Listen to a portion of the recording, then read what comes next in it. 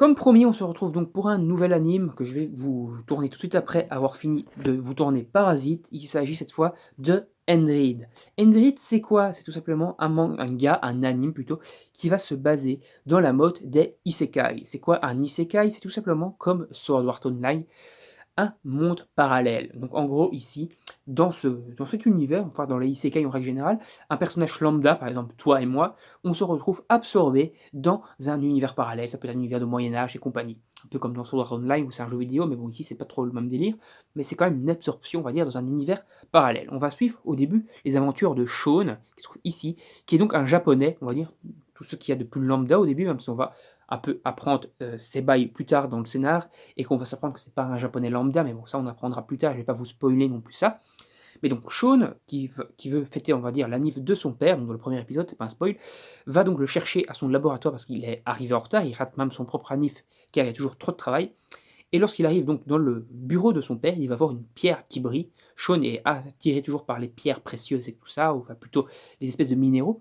Et donc cette espèce de gros caillou, enfin de caillou de cette taille-là, bleu, d'une couleur assez bizarre et quand même assez fantomatique, va l'attirer et il va donc aller toucher cette pierre et va se retrouver aspiré dans un monde parallèle en ayant touché cette pierre.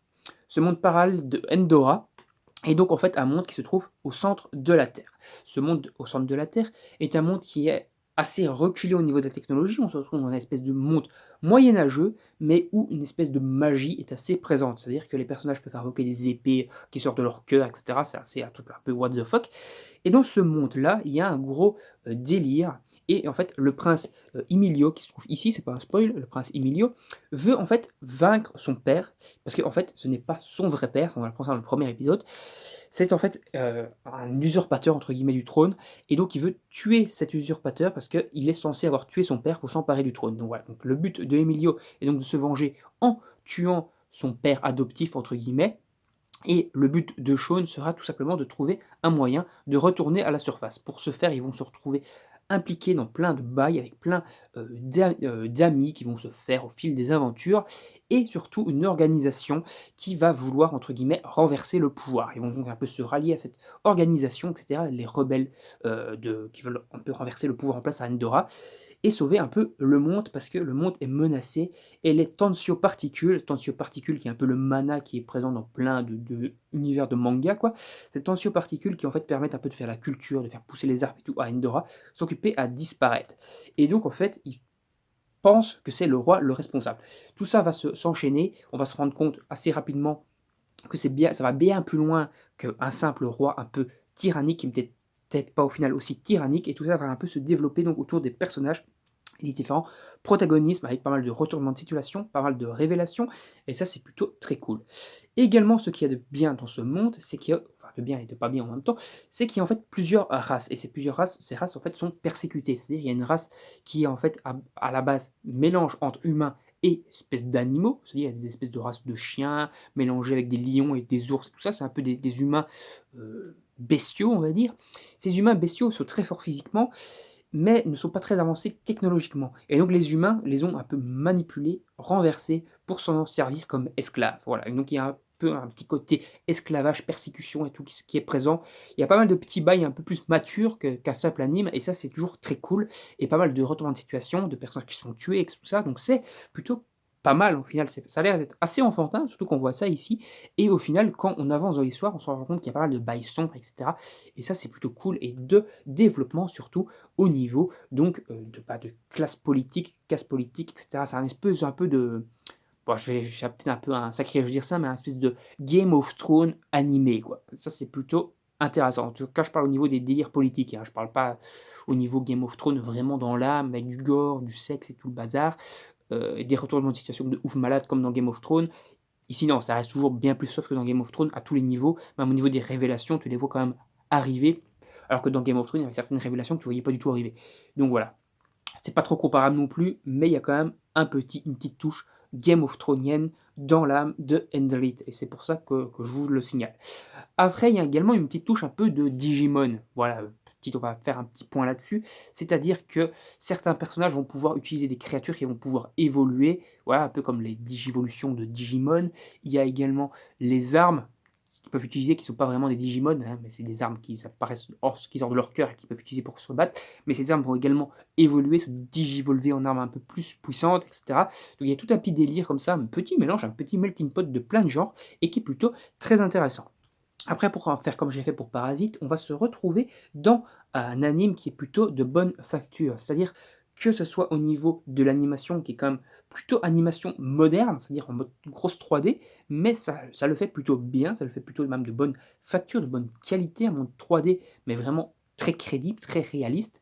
Enfin, très réaliste, non, mais très bonne qualité, en tout cas pour un anime. C'est franchement très bien foutu. Les personnages ont des gueules assez intéressantes, et on voit un peu vraiment les émotions passer sur les différents visages des protagonistes. Ils ne sont pas des gueules plates, et ils n'ont pas toujours la même expression, peu importe ce qui se passe et peu importe ce qui leur arrive. Donc, il y a toujours pas mal de petites palettes d'émotions, de bons dessins, de la bonne animation, quoi, tout simplement, donc de la bonne qualité. Endlead, comme Parasite, fait 24 épisodes d'un peu plus de 21 minutes. Ils font moins de 22 minutes, il n'y en a aucun qui dépasse les 22 minutes. On se retrouve donc avec 24 épisodes et donc quasiment 9 heures de visionnage. 9 heures de visionnage, c'est plutôt correct. Après, si vous voulez acheter cette édition, plutôt que de le regarder sur Internet, parce que bien sûr, Andrit et tous les autres animes sont toujours disponibles sur Internet, donc si vous voulez les regarder en gratuit, en illégal, et même, a fortiori, sur tout simplement ADN, parce que l'anime est disponible sur ADN, donc voilà, si vous voulez acheter un abonnement ADN, je crois que c'est 5 ou 10 euros par mois, je crois que c'est 5 euros par mois, vous pouvez visionner Andrit comme ça. Voilà, parce que c'est l'édition collector ici qui est plutôt de bonne facture, de très bonne qualité même, il faut quand même mettre le prix, j'ai payé à peu près 40 euros. Voilà. Tout ça pour un peu vous parler de ça. Je vais un peu vous présenter d'ailleurs cette petite édition collector tant qu'on y est. Alors, on a le petit fourreau ici de rangement avec des personnages dessus qui sont plutôt cool. On voit les deux personnages principaux ici. Alicia, qui est un peu une personnage principale également, une espèce de petite bestiole Digimon que je vous parlais là, qui s'appelle Falerion, si je dis pas de conneries. Et elle, c'est Louise, voilà, petit personnage avec leur épée, comme je disais, qui sont des armes amalga, qui s'appellent ça, qui peuvent invoquer en sortant de leur cœur. Voilà, c'est plutôt intéressant à ce niveau-là. Et après, ici, on a le fourreau avec les épisodes, et qui est plutôt cool. Et pour vous dire, si vous voulez vous faire un petit avis sur l'animé en règle générale, l'animation, les dessins ici, c'est tout simplement très fidèle à ceux que vous verrez dans l'anime. Voilà, donc c'est plutôt de la bonne facture, comme vous le voyez, avec des bons personnages, des bons protagonismes. C'est plutôt cool. Après, on a également un petit artbook avec pas mal de petits points d'animation et des infos sur les personnages. Et comme pour Parasite, sur la fin, on a tout simplement les épisodes et le résumé, ce qui est plutôt de bonne qualité. Voilà. Un bon petit artbook, je sais pas trop, j'ai pas trop feuilleté encore, c'est pour ça qu'il y avait des interviews quoi, tout simplement des créateurs de la série. Il faut savoir que chez nous, c'était par Kana. Voilà, ici on a un peu le petit storyboard de création des persos, voilà, avec le petit début de dessin et tout, petit croquis de base des personnages, tout. C'est plutôt toujours bien stylé d'avoir ces petits artbook, petit développement également, explication sur les armes et tout ça. C'est toujours intéressant à avoir. Donc voilà, on a fait le tour de ce manga, de cet anime Endlit, qui est donc un animé de bonne qualité que j'ai apprécié regarder en 24 épisodes. Moi, je vous invite à vous faire votre propre avis dessus. Si vous n'avez pas vu Endlit et que vous allez le voir grâce à ma vidéo, donnez-moi votre avis après, vos retours dans les commentaires. Si vous avez déjà vu, si vous connaissez, donnez-moi votre avis également dans les commentaires. Si vous donnez-moi également votre avis sur la vidéo en règle générale, toujours avec la nouvelle caméra, nouveau micro, donnez-moi votre avis sur ce que vous pensez des retours de cette caméra et de ce nouveau son. Également, n'hésitez pas à liker et partager la vidéo sur vos réseaux sociaux, à vous abonner à la chaîne et à activer la petite cloche pour ne pas manquer les prochaines vidéos. On va se retrouver pour une prochaine vidéo encore. Normalement, il y a encore un anime que j'ai vu et que je dois vous faire en édition collector toujours et que je vous présenterai. Allez, salut tout le monde, à la prochaine, bye bye!